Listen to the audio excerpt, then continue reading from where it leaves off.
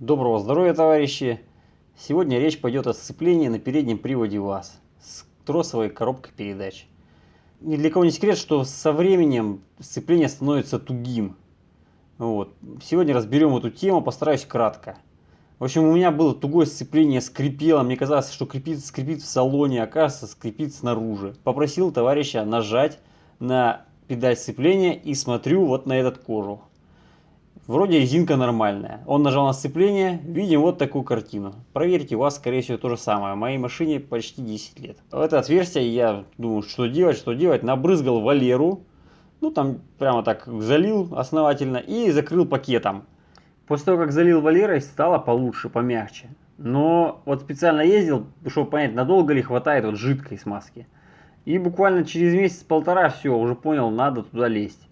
И приступил к ремонту. Купил вот такой силиконовый пыльник CS20 и купил вот такой поводок Агат. Доставка мне вышла 1 рубль, поэтому 350 рублей вообще огонь. Снял установленный пакетик, который, к слову, не пострадал совсем.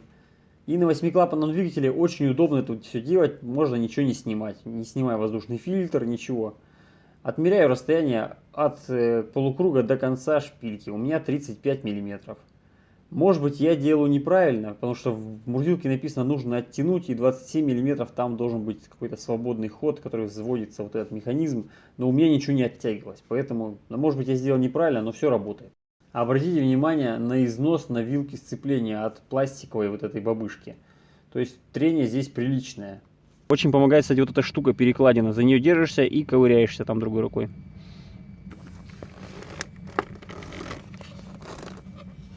Вот так вот телефон берем, просовываем туда с камерой со вспышкой и смотрим. Вот у нас виновник нашего скрипа. Солдатик, смотрите, он какой стал. Ржавый весь. Он там вот шарик, видите, такой. Там ржавчина аж видна. Что мы делаем? Берем кисточку и зубную щетку. И все это дело вот прямо на ощупь, без телефона уже просто берем там и лозим, вычищаем.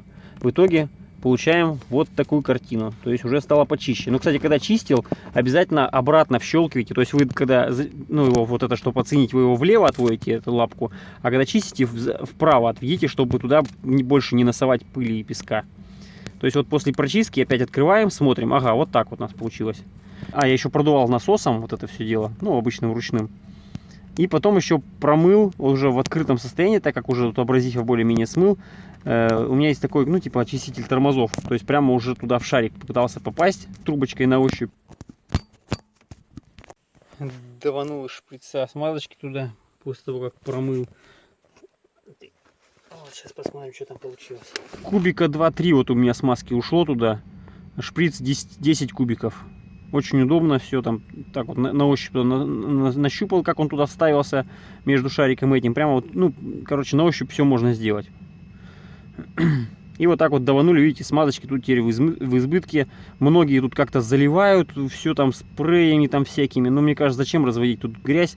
Достаточно вот так вот давануть чисто на него, и будет все четко. Я думаю, даже, наверное, лишку я даванул, но в любом случае теперь тут все смазано. Одел и посмотрим, что происходит с другой стороны. Вот, а с другой стороны, сейчас покажу, там корзина сцепления ВИЗ, которую я поставил. Она уже прошла, наверное, 1080. И себя довольно даже прекрасно чувствует. Это никакой не Валио, не Сачс, просто наш обычный ВИЗ. Но ВИЗ Эксиди, типа Эксиди помогала им накладку, что ли, делать, или что-то такое, кооперация какая-то была у них.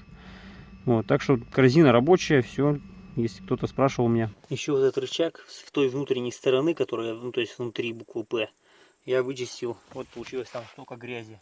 Надо было это, наверное, делать до смазки еще. Ну, короче, я уже что-то пришел после, чтобы... Ну, в общем, лучше сделать до. Перед тем, как одевать новый пыльник. Вот взамен вот этого дырявого будем ставить вот такой CS20 силиконовый. В принципе, вот я уже ставил резинку от CS20, да? Вы знаете, да? CS20. Это вентиляция картерных газов, тоже лопнул шланг. Это у меня уже стоит года 3, наверное, если не 4. Никаких проблем нет. Вот такой вот он. Мягенький вообще. Изделие номер 1 прямо. Все. Сейчас его смазываю чуть силиконкой и загоняем. Думаю, будет вечняк. Вообще супер. Качество, конечно, силикона огонь. Тут снимает фильтр, я вот все прекрасно вот так вот одной рукой практически делаю. То есть тут тоже на семиколапаннике отличная дырка, точнее отверстие. Все прекрасно вот тут налазит. Вот уже, видите, одеваю его. Чпоньк-чпоньк. То есть ничего снимать не надо. Если, конечно, у вас руки не сильно толстые, сосиски. Вот, ребятушки, вставляется очень легко. Контролируйте, чтобы у вас, ну, не больше, чем вот нужно, зашел он внутрь. Я, потому что он прямо залез со свистом, потом я стал просто по кромке пальчиком проходить. Смотрю, что где-то я слишком глубоко засунул. Чуть назад потянул, он чпоньк обратно щелкнул, встал в пазик, как положено. Вот этот силикон отформованный. Очень мягонько, все встает очень легко, но главное просто найдите вот эту грань, рукой вокруг него поводите, и вы поймете, что вот он встал так, как надо. То есть вот эта грань, которая к блоку, ну точнее к картеру сцепления, она вот должна вот быть, короче, везде ровненькая. То есть если у вас нащупаете, что уже глубже зашел, чуть-чуть назад потяните, и он чпонько встанет как надо. Точно изделие номер 1. Ну все, теперь поводок меняю. Теперь сейчас сюда буду агат мастырить. Вот такой поводок будем ставить. Единственное, конечно, есть у меня кое-какое нарекание к нему. Вот, запомним, какие подшипнички стоят, типа размер. Вот они, да?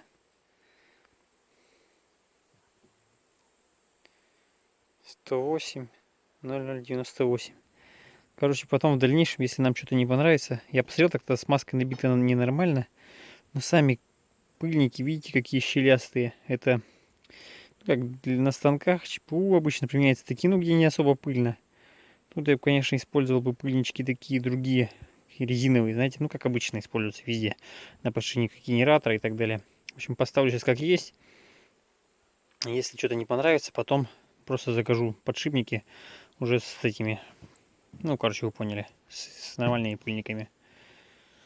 Вот, не стал их скрывать, хотел купером сначала набить, смазкой купер, но посмотрел, что вроде достаточно смазки, поэтому решил, что забью.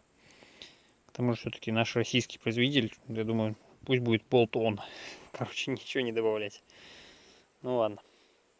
Да и просто я боялся, что замну еще вот эту штучку, вот эту, то есть как, ну, короче, понятно, что как-то можно открывать, но я что-то не стал заморачиваться. Вот, кстати, какой подшипник, да, вот тут вот есть, вот его номер, по-моему, да, 698Z. И, в общем, вот так вот я доработал его, графиткой намазал вот этот внутренний диаметр, мне показалось, щелка большая, что пыль будет попадать. Посмотрим, насколько хватит. В общем, вот так вот ставим. Ну, резьбу, понятно, смазал, да. Вот, накручиваем и смотрим, чтобы было тоже. Тут, не знаю, плохо, наверное, сейчас видно. Но, в общем, 35 миллиметров у меня от окружности края правой, получается, на которой будет соприкасаться, до конца вот этой шпильки, которая на трассу. 35 миллиметров. Сейчас попробую немножко сфокусироваться.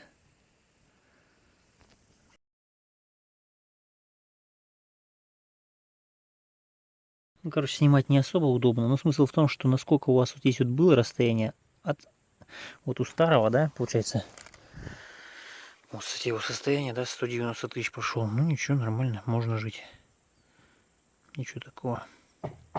Вот, ну, короче, и вот получается, когда то есть вы замерили расстояние вот от этой точки, да, от горбика до шпильки до конца. И то же самое сделали здесь. Тоже от окружности до конца шпильки. У меня это 35 миллиметров, но у всех может быть по-разному. Все, вот так вот, и теперь обратно его вкатываем туда.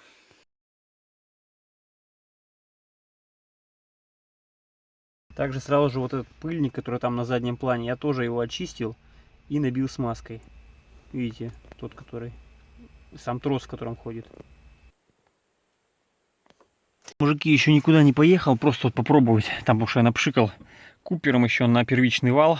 Ну, туда в это окошечко напшикал маслом обычным, типа трансмиссионки. Вот, и смотрите, какой эффект вообще от всего этого дела, да?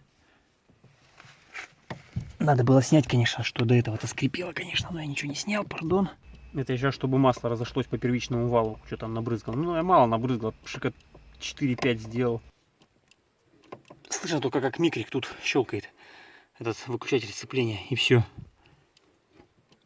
Прекрасно, никаких скрипов.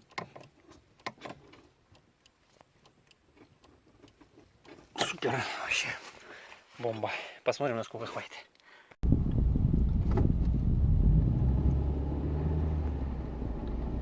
Вот, товарищи, проехал где-то 300 километров с этой доработкой сцепления. Могу сказать, что прям вообще, как я жил раньше. Прямо рекомендую всем сделать, хотя бы смазать вот этот солдатик. Я думаю, он дает 50% успеха. И там, наверное, может, процентов 10 дает этот поводок, не больше наверняка. Я думаю, да. Даже если он дает 3%, все равно я бы по этот поводок поставил агатовский. Потому что кто часто ездит, согласитесь, даже на 3% облегчить жизнь левой ноге уже решает. Кто-то писал, где-то читал в комментариях, что зачем поводок ставить, я лучше буду смазывать регулярно вот этот пластиковую вот эту штучку, которая как, ну, вместо поводка, которая вот эта штука из какого-то пластика она. Ну просто посчитайте время свое, сколько вы будете смазывать. Наверняка вы на час ее точно смазываете за все время. Вот. И причем трос будет работать не в самых лучших условиях. Просто как-то видел Гранту, которая стояла на дороге, у него тросик переломился как раз в месте, где вот переходит вот это соединение с шпилькой. Поэтому вы, во-первых, экономите ресурс троса, а во-вторых, все равно время тоже свое экономите на смазку. То есть поставили и забыли. Ну, конечно, солдатик все равно, я думаю, придется периодически смазывать. Ладно, не буду долго видео записывать. В общем, всем добра, ровных дорог и мягонькой педали сцепления. Прямо у меня такой педали сцепления не было сновья, чего я вам желаю. Вот это, получается, проехал я 600 Нажимай. километров, видите, подзапылилось все. Опускай. Нажимай. Бинарчик в буст пошел. Опускай. И еще раз. Все отлично. Как видите.